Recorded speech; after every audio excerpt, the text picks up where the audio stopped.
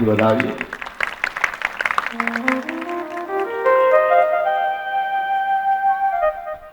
સેવા ધર્મ કઠિન જગ જાના, ન ભગના ના ભાગ, પણ પિતૃભક્ત છે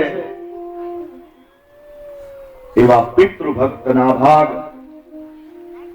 અને ભગવાન શંકરને એની યજ્ઞનો ભાગ અર્પણ કરે છે.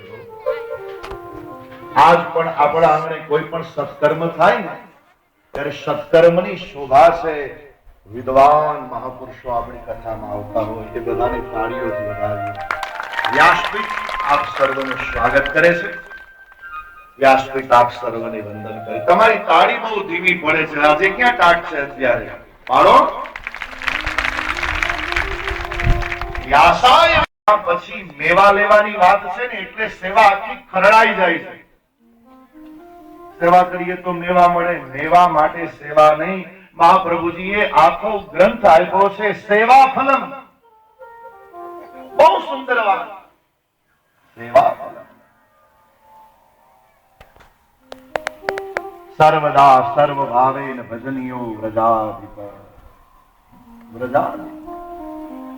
ભગવત સેવા મળે એમાં સેવા મળે જ રાખે સાહેબ.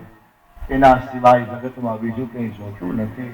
મારી સેવામાં ઠાકોરજી હોય.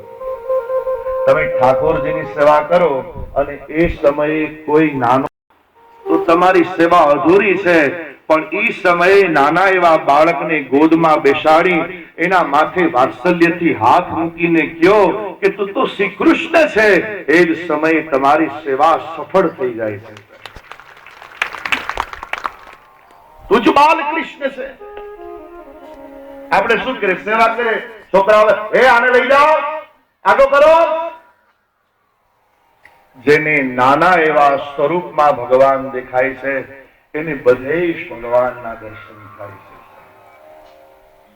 કેવલ સેવા સીમિત કે કોઈ ફ્રેમમાં ગોઠવાવી ન જોઈએ. સેવા ધર્મ કઠિન જગ જાના.